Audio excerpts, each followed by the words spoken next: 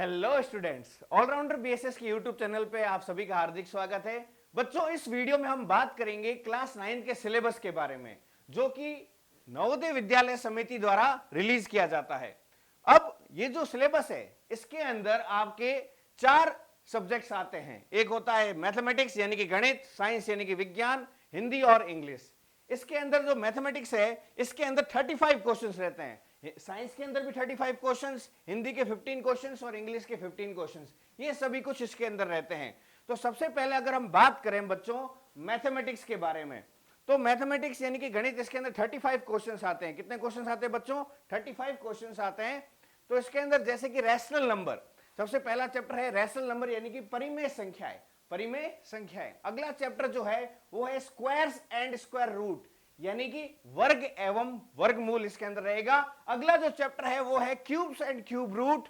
Fourth जो chapter है वो है एक्सपोनेंट्स एंड पावर्स, जिसको हिंदी में हम कह सकते हैं बच्चों घातांक एवं करनी। अगला जो हमारा टॉपिक है वो है डायरेक्ट एंड इनवर्स प्रोपोर्शन यानी कि समानुपात और व्युत्क्रमानुपात, ये टॉपिक रहेगा। उसका अगला है कंपेयरिंग क्वांटिटीज, इसके अंदर रहेगा percentage, profit and loss, discount, simple and compound interest. और अगर हम हिंदी में बात करना चाहे बच्चों तो इसके अंदर रहेगा मात्राओं की तुलना, जिसके अंदर प्रतिशत, लाभ और हानि, छूट, साधारण और चक्रवृद्धि ब्याज इसके अंदर रहेगा। अगला जो टॉपिक है वो है algebraic expression and identities including factorisation यानी कि गुणनखंड सहित बीजीय व्यंजक और सर्वसमीकाएं। ठीक है।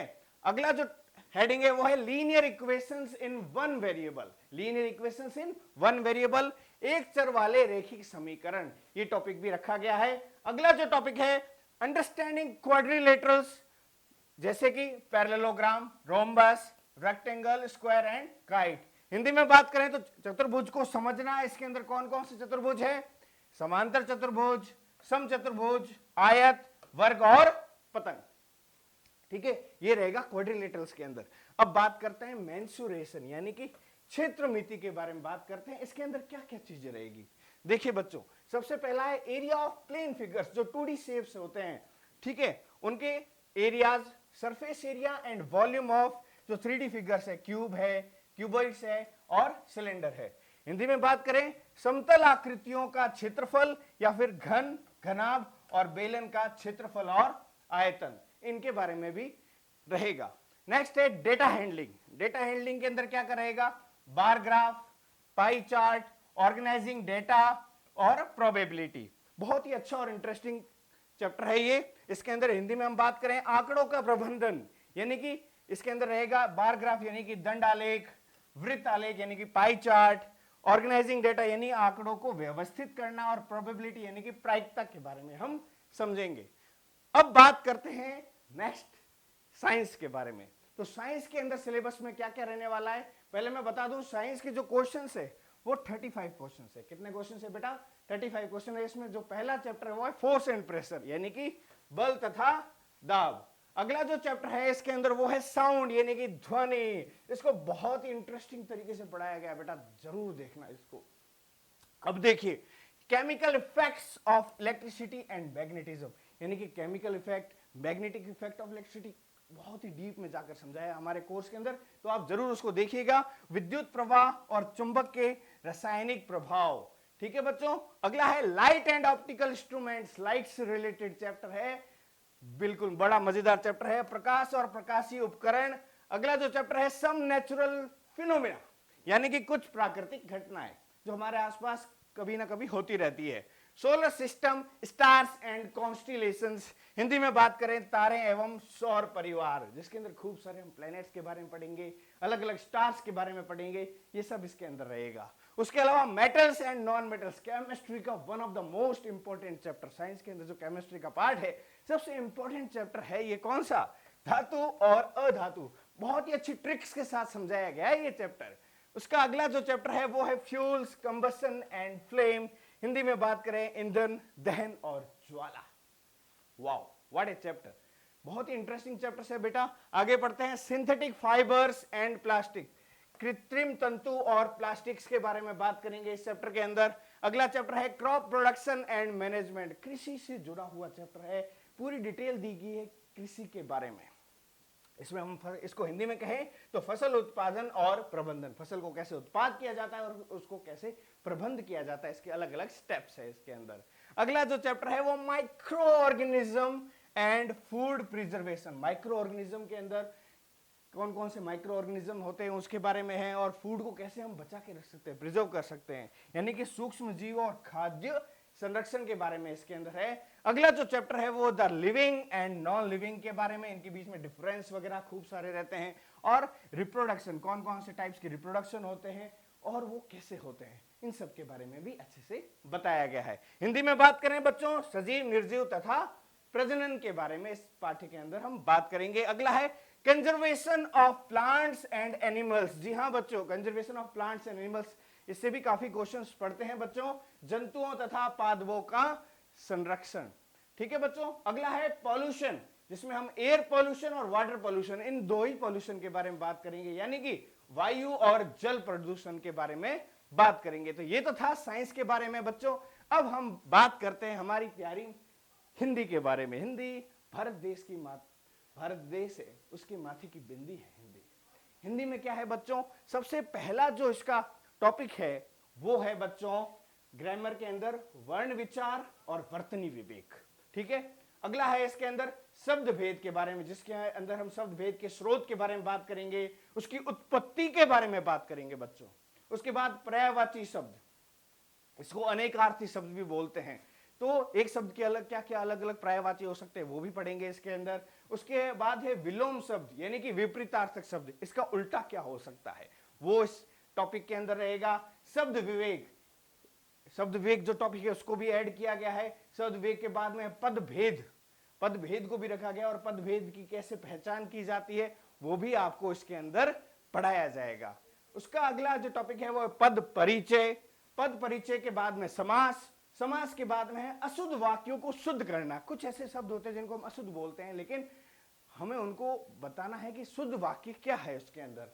उसके बाद में वाक्य रचनांतरण, चाहे वो सरल वाक्य हो, संयुक्त वाक्य हो या मिश्र वाक्य हो, उसका कैसे रचनांतरण किया जाता है वो हम इसके अंदर समझेंगे। अगला टॉपिक है मुहावरे और लोकोक्तियां। बड़ा ही इंटरेस्टिंग चैप्टर है और बड़ा ही मतलब मजेदार चैप्टर है। अलग अलग मुहावरे और लोकोक्तियां जो बनाई है उनको पढ़ने का हमें मौका मिलेगा।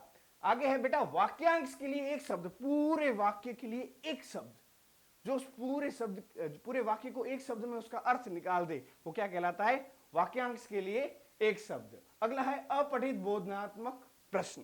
ठीक है, बहुत ही इंपॉर्टेंट चीज।